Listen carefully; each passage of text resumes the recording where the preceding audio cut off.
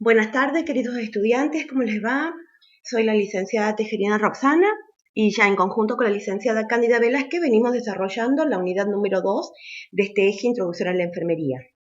En la primera parte lo que hicimos es desarrollar algunos aspectos conceptuales de esta unidad y lo que vamos a hacer ahora es trabajar la parte práctica.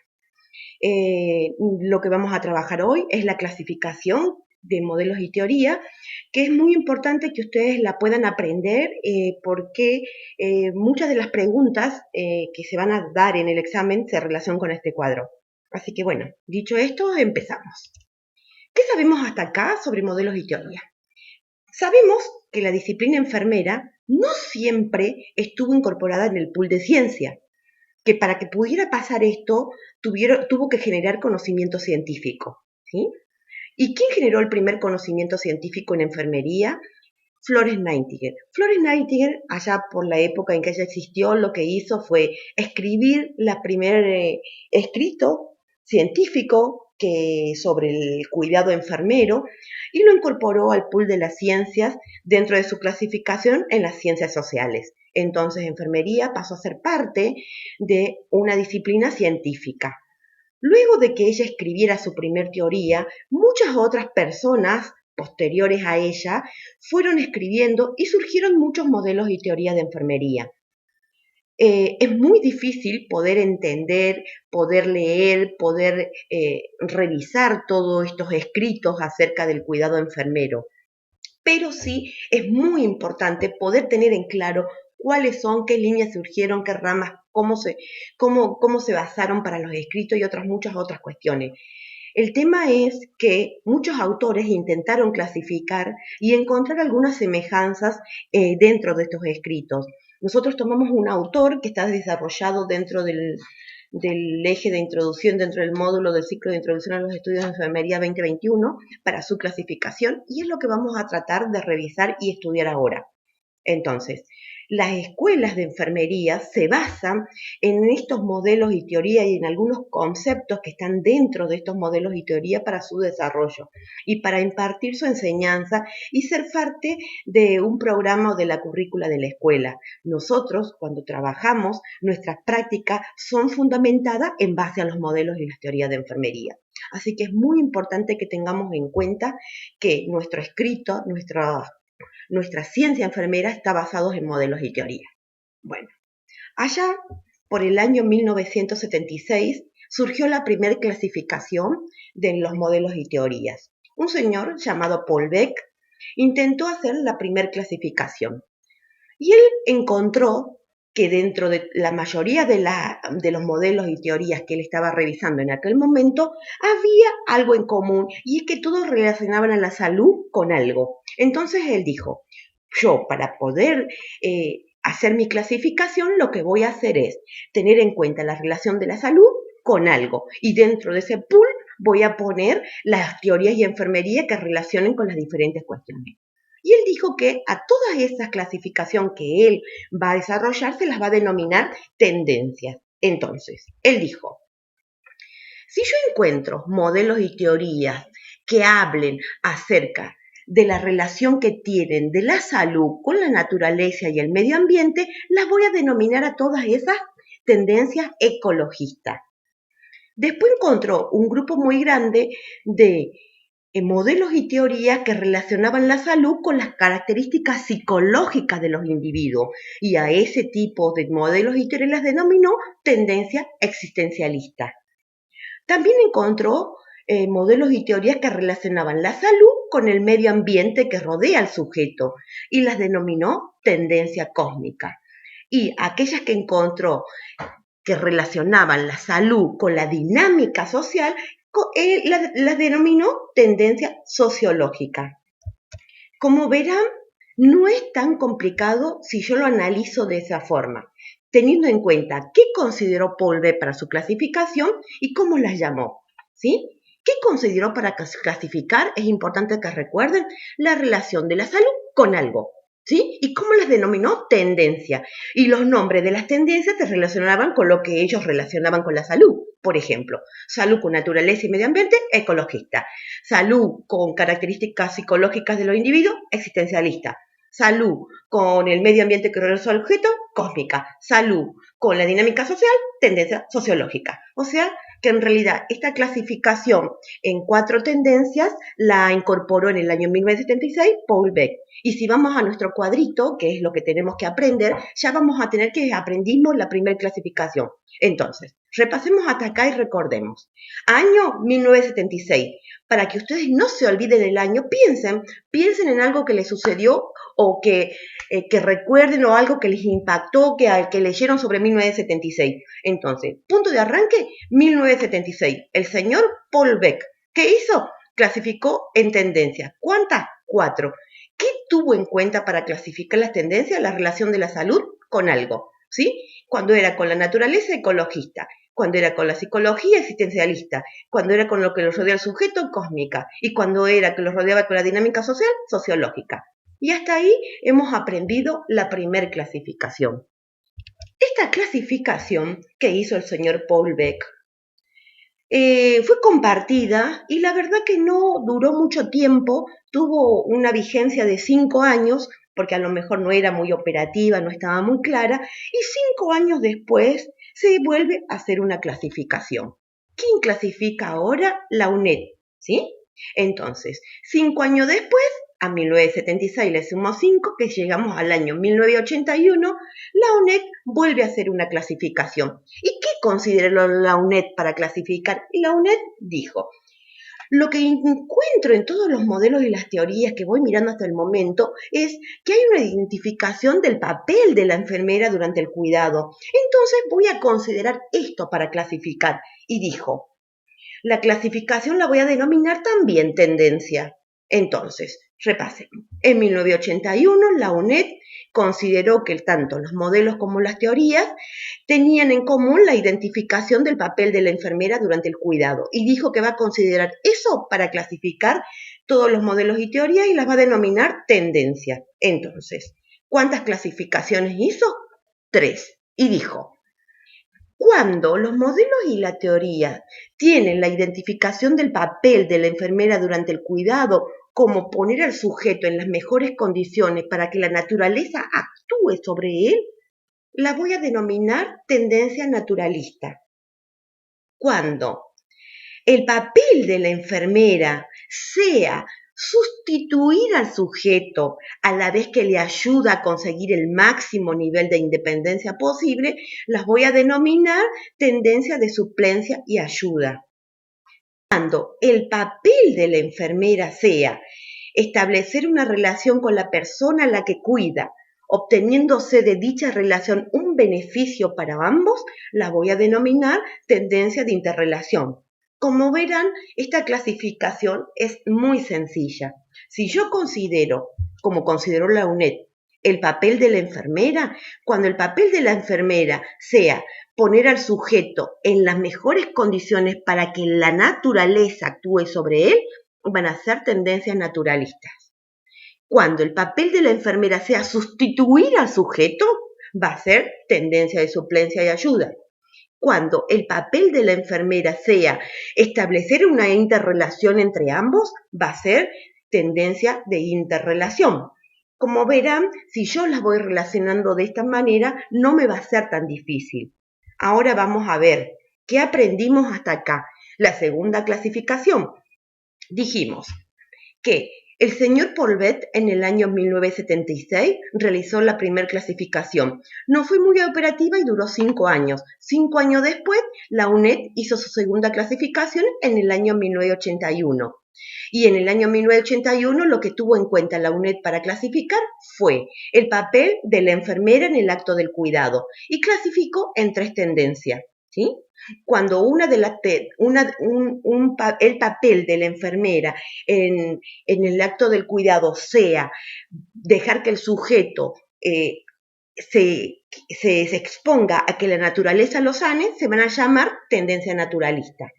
Cuando el papel de la enfermera sea suplir al paciente, se va a llamar tendencia de suplencia y ayuda.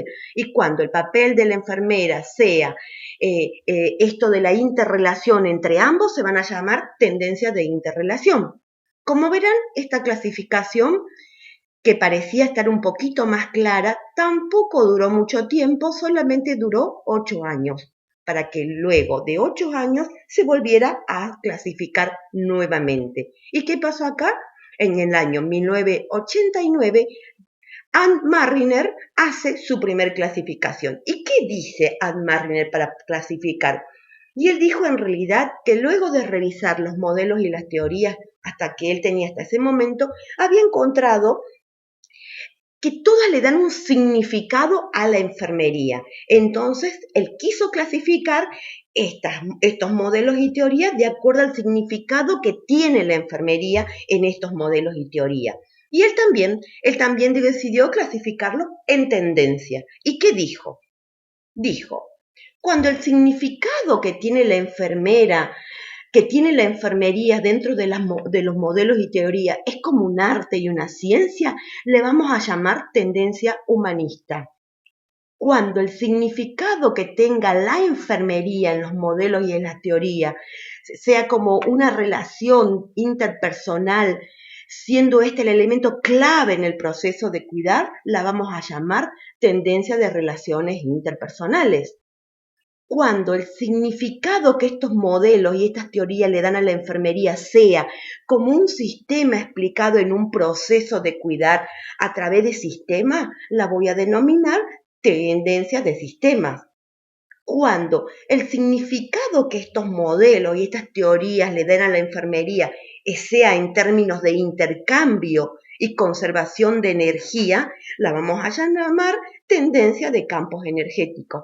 Como verán, esta clasificación es un poquito más compleja, tiene 4 tendencias y la verdad que esta tampoco fue muy operativa, solamente duró 5 años y se volvió a clasificar. Entonces, si tenemos que repasar para poder entenderlo y ver el proceso de la clasificación, tendríamos que pensar de esta forma. Primer clasificación, 1976, Paul Beck. 5 años después, UNED, 1981. 8 años después, Anne Marriner, 1989. ¿Sí? ¿Qué tuvieron en cuenta para clasificar? Y el primero tuvo en cuenta para clasificar la relación de la salud con algo. El segundo tuvo en cuenta para clasificar el papel de la enfermera. Y la tercera tuvo en cuenta para clasificar lo que en realidad significaba la enfermería, ¿sí? Entonces, si yo lo razono de esta forma, solamente tengo que tener en cuenta en la primera clasificación, por ejemplo, la relación de la salud con cuál cosa para poder sacar a cuál tendencia significa. Y en la segunda clasificación, cuál era el papel de la enfermera para sacar la tendencia. Y en la tercera, el significado que le dio cada modelo, cada teoría, la enfermería para sacar la tendencia. Como verás, razonándolo de esa manera no es complicada. Ahora, Anne Marriner, como no fue muy operativa tampoco su clasificación, duró 5 años. ¿Quién apareció posteriormente? Marriner y Riley. ¿Qué hicieron ellos? Ellos decidieron clasificar nuevamente y en el año 1994 dijeron, bueno, lo anterior a lo mejor no es tan operativo, lo que vamos a hacer es clasificar nuevamente todos los modelos y las teorías. Y lo que vamos a ver el nivel de desarrollo que alcanzó cada modelo y cada teoría para poder clasificarla.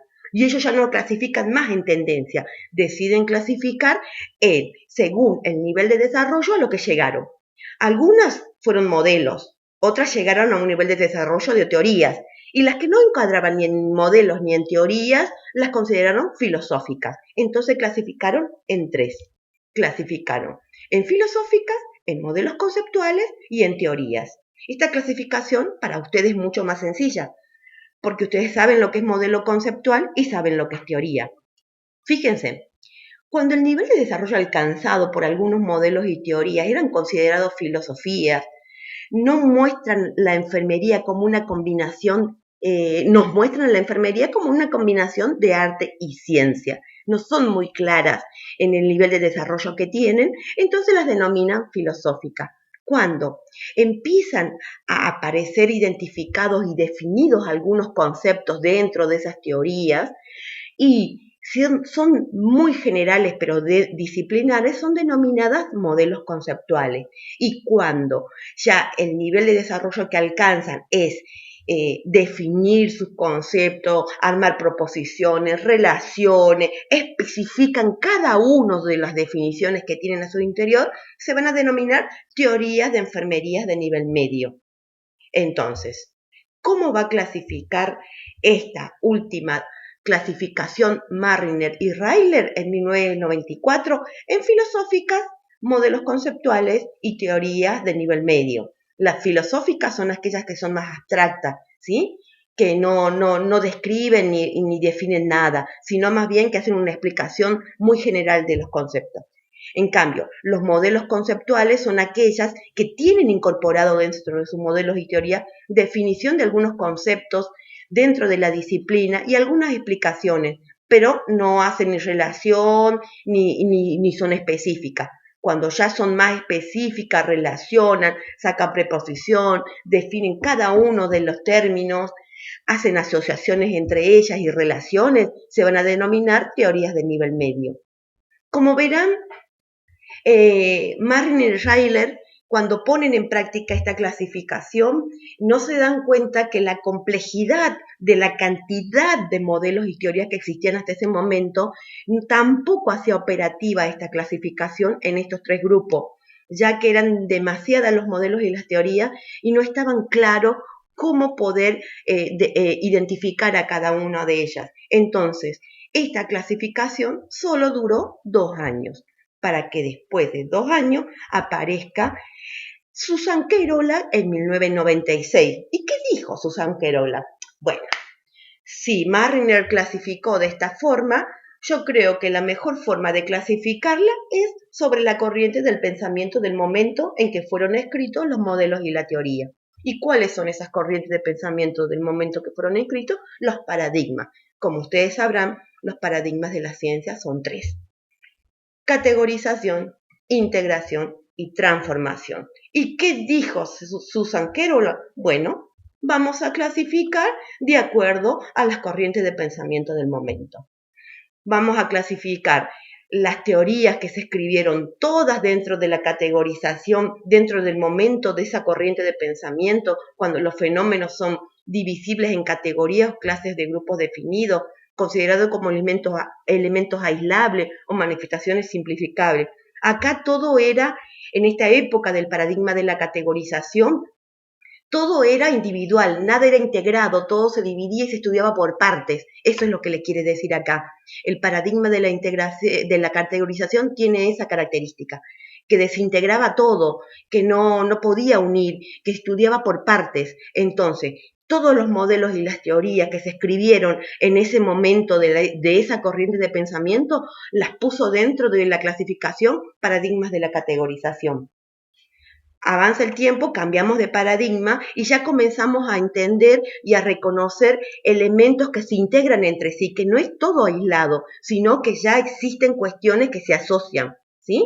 Esa corriente de pensamiento que primaba en ese momento era el paradigma de la integración. Entonces, ¿qué dijo Susan Queirola? Bueno, todos los modelos y las teorías que se crearon en ese momento con esa línea de pensamiento, con esa corriente de pensamiento, la vamos a poner dentro del paradigma de la integración. Posteriormente, cambia y evoluciona un poco la corriente de pensamiento y pasamos a pensar que en realidad todo se relaciona con todo, no solamente se integra lo más cercano, sino que todo el exterior, la interacción de todos los fenómenos complejos tienen una dinámica que va interrelacionada con otro. ¿Qué es lo que pensamos hoy en día? Que el contexto define a las personas, pero su contexto es macro, no solamente el micro. Se trata de un proceso que es recíproco y simultáneo de interacción entre fenómenos. Entonces, ¿qué dijimos ahí? Que al ser tan globalizado y todo relacionarse con todo, pasamos a pensar y a generar otra corriente de pensamiento de ese momento y todos los modelos y teorías que se escribieron dentro de esa línea de pensamiento los pasó a denominar paradigma de la transformación y los incorporó dentro de ese grupo. Entonces, ¿qué hizo Susan Queirola en el año 1996? Definió intento clasificar los modelos y las teorías de acuerdo a los paradigmas que estaban en vigencia hasta ese momento, de la categorización, de la integración y de la transformación, ¿sí? Que son corrientes de pensamientos del momento. Pero si ustedes se dan cuenta hasta acá, esto no tiene que haber sido operativo de ninguna manera tampoco. Sigue siendo general y muy abstracta esta clasificación. Entonces, ¿ustedes creen que habrá durado mucho tiempo esta clasificación? No, porque en ese mismo año surge otra clasificación. Entonces, ¿qué tenemos que hacer hasta acá? Pensar la dinámica de la clasificación, cómo se viene dando. Empezó en 1976, duró 5 años, pasamos a 1981, duró 8 años, pasamos a 1989. ¿Cuántos años duró ahí? 5 más, pasamos a 1994, duró 2 años, pasamos a 1996 y en ese mismo año se vuelve a hacer una clasificación. O sea, que la última clasificación realmente no fue muy operativa. Entonces, esto se da cuenta Susan Querola y ¿qué dice? Bueno, me voy a asociar con otra persona para clasificar y en el mismo año se junta con colaboradores y lo que hace en el mismo año 1996 es clasificar nuevamente. Y esta vez dice, hay muchos modelos y teorías que comparten iguales orientaciones. Entonces, lo ideal sería poder agruparlas según la misma orientación que tienen. Y dijo, a esa clasificación, de acuerdo a la misma orientación, las voy a denominar escuelas. Entonces clasificó en base a escuelas y dijo, cuando compartan la misma orientación y definan la acción de la enfermera como la satisfacción de las necesidades fundamentales de la persona o de sus capacidades para el autocuidado, la voy a denominar escuelas de las necesidades. Y fíjense en qué importante, porque hubieron muchos modelos y muchas teorías que tuvieron en cuenta la satisfacción de necesidades de las personas para poder escribir. Ellas decían que muchas personas tenían necesidades y que había que cubrirla, que había que satisfacerla para poder brindar un cuidado. Muchas teoristas escribieron acerca de esto. Entonces, a todos esos modelos y esas teorías que surgieron con esta misma orientación, se las denominó y se las puso dentro de una clasificación denominada escuela de necesidades. Otro grupo de enfermeras compartió la orientación del describir el modo en que desarrolla su acción la enfermera, ¿sí? Tratando de mostrar que la relación de la enfermera con la persona que cuida es una interacción entre ambos. Entonces, la descripción del modo en que desarrolla su acción la enfermera, señalando que se trata de un proceso de interacción entre la persona y la enfermera, tuvo muchos modelos y muchas teoristas que escribieron en base a eso con esa misma orientación y todas tuvieron y están englobadas dentro de la escuela de la interacción. Fíjense en qué importante y qué interesante. Tenemos teoristas que hablaban de las necesidades y que decían que para cuidar había que cubrir sus necesidades. Otros modelos y otras teorías empezaron a hablar y a pensar en realidad que es importante la interacción que se realiza en el proceso de cuidado entre la persona y la enfermera. Entonces se denominó escuela de la interacción. Otro grupo de teoristas que desarrolló algunos modelos y algunas teorías dijo que en realidad, y escribieron sobre la orientación de que es importante el resultado que se obtenga luego de que una enfermera actúe en el acto del cuidado con la persona, ¿sí? Entonces pensaron en la misma orientación, o sea, en el interés que demostraban por hacer patente, cuál es el resultado que obtenían después de cuidar a la persona. Entonces, los modelos y las teorías que tuvieron esta orientación para desarrollar sus modelos y teorías están dentro de la clasificación de la escuela de los efectos deseables, ¿sí? Otra orientación que también tuvieron algunas teoristas para escribir algunos modelos y algunas teorías es el interés que demostraban por destacar el papel importante de los cuidados de enfermería sobre la promoción de la salud y de su familia, hacían mucho hincapié en la promoción. Entonces, muchas teoristas escribieron acerca de eso, de la promoción, y hay muchos modelos y teorías que hablan de esto. A todas esas se las agrupó dentro de las escuelas de la promoción de la salud. Otra orientación que tuvieron algunas teoristas para escribir modelos y teorías fue el interés que demostraban por hacerse conocer quién y cómo era el receptor de los cuidados de enfermería. O sea, pensar en el otro para cuidar. Querían conocer a la persona que cuidaban. Y muchas personas y muchas teoristas escribieron sobre esto. Muchos modelos y teorías siguen esa orientación. A todo ese grupo de modelos y teorías que escribieron sobre esto, se las puso dentro de las escuelas del ser humano unitario. Y la última clasificación que hizo Susan Querolas y colaboradores fue encontrar muchos modelos y teorías que hablan acerca de la cultura de la persona, que es importante considerar la cultura del otro, su hábito, su costumbre para poder cuidar. Y hubieron muchos modelos y teorías que incorporaron eso dentro de sus escritos. Entonces, Susan Querolas y colaboradores dijeron a todo este grupo de modelos y teorías que tienen esta orientación hacia la cultura, la vamos a denominar y la vamos a poner toda en la escuela del Karin. Entonces, ¿hasta acá qué tenemos? Hasta acá tenemos la clasificación de Susan Querolas en 1996 en escuela. ¿En cuántas escuelas clasificó? En 6. ¿Sí? Y es la que estamos usando hasta el día de hoy porque fue una de las clasificaciones más operativas para poder entender cómo escribieron nuestras teoristas. Bueno, hasta acá ya hemos revisado y como que venimos estudiando realmente toda la clasificación de modelos y teorías. Basta con que empecemos a pensar y recordemos el año del punto de partida, que es 1976 con el señor Paul Beck, ¿sí? Si nos ponemos a pensar en ese punto de partida, vamos a tener que 5 años después se clasificó la UNED, 8 años después clasificó Anne Marren, 5 años después clasificó Marilyn Reiler, 2 años después clasificó Susan Querolas y el mismo año volvió a clasificar Susan Querolas y colaboradores. ¿Sí?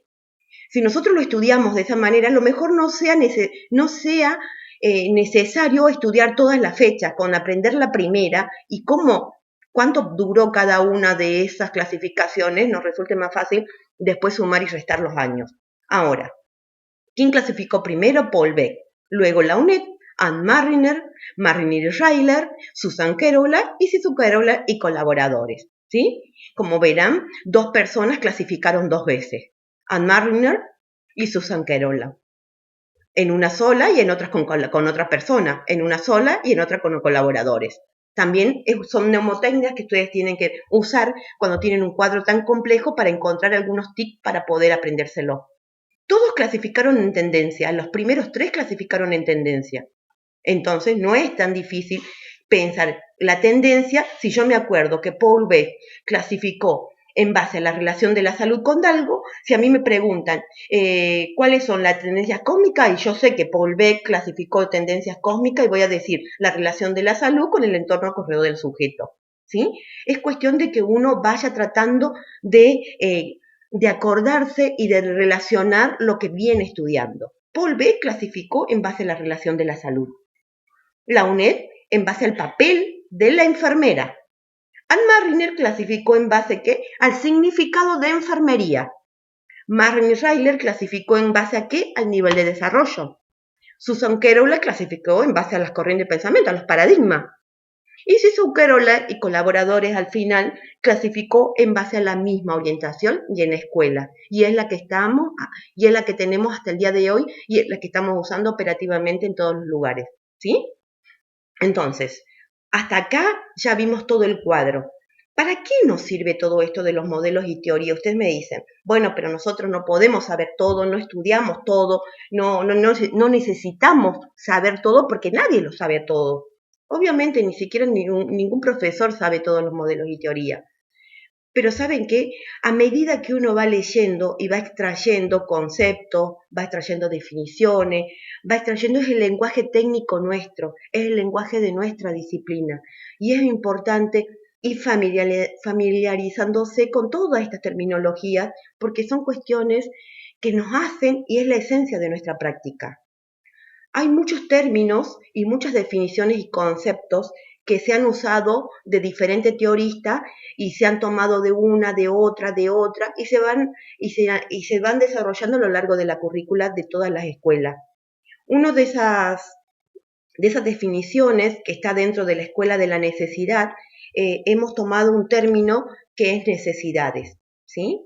Las necesidades la han definido distintas teoristas y distintos autores. Entonces, es importante que ustedes entiendan que cuando hay que definir un concepto, primero me tengo que posicionar desde dónde lo voy a definir.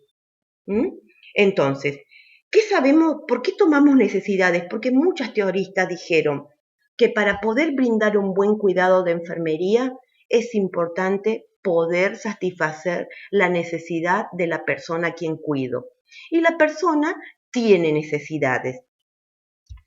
Entonces, es difícil definir lo que es una necesidad. Lo que hay que tener en cuenta acá, y que todos coinciden, en realidad es que no muchas veces porque nosotros pensemos que algo es una necesidad, sea una necesidad. Muchas veces la persona tiene que identificar qué es una necesidad. Muchas veces nosotros podemos decir, tiene esta necesidad y sin embargo la otra persona no la percibe como una necesidad. Entonces difícilmente pasa a ser una necesidad. Entonces, muchas teoristas de enfermería se han basado en tomar aportes de otra ciencia para poder desarrollar sus teorías en base a la orientación de las necesidades. Nosotros tenemos acá un ejemplo que habla sobre necesidad, que lo escribió Maslow, que fue un psicólogo, y él decía, según el criterio que él decía, que en cada persona hay una voluntad activa hacia la salud. O sea, todas las personas tienen como fin estar en salud, un impulso hacia el crecimiento y hacia la actualización de las potencialidades humanas. Y él establece una pirámide de necesidades, donde lo biológico es lo que es más fácil de alcanzar en cuanto a necesidad, después le sigue la seguridad, después la pertenencia, el reconocimiento y lo más difícil, la autorrealización. Muchas teoristas que han escrito posteriormente han tomado como base esta pirámide de las necesidades de Maslow. Después la tenemos como ejemplos, ¿no? ¿Quién más habló y trabajó sobre necesidades? Bueno, acá trabajó Virginia Henderson. Virginia Henderson, decía que para ella la enfermería es ayudar al individuo sano o enfermo en la realización de actividades que contribuyen a su salud, recuperación o a lograr una muerte digna. La prioridad de la enfermera es ayudar a las personas y sus familiares, que ella consideraba como una unidad. Por lo tanto, la enfermera es dueña de la atención. Y ella, ella escribió 3 postulados, pero dentro de uno de sus postulados, que siempre ustedes después lo van a ver a través de la cursada, ella habla de 14 necesidades básicas que tienen las personas y que es importante poder trabajarlos en el acto del cuidado, ¿sí? Otra de las personas que también está en la escuela de las necesidades y escribió acerca de esto es Dorothea Oren. Oren, dentro de su teoría, habla de las necesidades y tiene una teoría que en realidad se divide en 3 teorías hacia su interior. Ella habla del autocuidado, del déficit de autocuidado y habla del sistema de enfermería. Cuando habla de la teoría de autocuidado, ella hace referencia a que todas las personas hacen cosas, hacen actividades para autocuidarse, para mantenerse ellos en salud. la teoría del déficit de cuidado habla de que a veces las personas no logran cuidarse a sí mismas, se pierde ese equilibrio del autocuidado que venía de la teoría anterior, hay algo que dificulta esa y la persona tiene un proceso de enfermedad y otras cuestiones. Entonces, cuando hay un déficit de autocuidado, se pone en práctica la tercera teoría, que es la de los sistemas de enfermería, que ahí sería cuando ya enfermería actúa para trabajar sobre esa teoría de déficit de cuidado para generar una teoría de autocuidado. Bueno, esto también lo van a desarrollar durante la cursada, pero lo que quiero que ustedes entiendan con este ejemplo de un concepto de necesidad tomada de la escuela de las necesidades, cómo podemos analizar las distintas teorías que existen o modelos que están dentro de ese grupo de clasificación. La enfermería a veces se vale de otras disciplinas como fuentes de inspiración o como puntos de partida para desarrollar otras teorías. Así como otras disciplinas se valen de nuestras teorías para poder desarrollar las otras teorías disciplinares también. Espero no haberlos aburrido, espero que les haya sido beneficioso esto que hemos visto, espero que si encuentran una forma mejor de estudiar el cuadro nos avisen, pero bueno, hasta acá llegamos con la unidad número 2, modelos y teorías de enfermería. Por último, les muestro que todas estas que están acá en el cuadrito superior son teoristas que han desarrollado modelos y teorías de enfermería. Faltan muchísimas más, por supuesto. Entre ellas acá la tenemos a Florence Nightingale. Y acá abajo, en la práctica, se pone en práctica, valga la redundancia, se pone en práctica todo aquello que aprendimos y que leímos y que tomamos de estas escritoras, ¿sí? Ya sea en la comunidad, ya sea en un hospital, ya sea en el barrio, ya sea en una terapia intensiva, ya sea en una guardería, ya sea en la parte clínica, en un geriátrico, en todos los lugares. Hay que fundamentar lo que hacemos disciplinarmente. Y el único fundamento que tenemos para demostrar que somos ciencia son nuestras teorías y nuestros modelos. Así que bueno, un placer haberlos acompañado hasta acá y nos encontraremos en la próxima clase.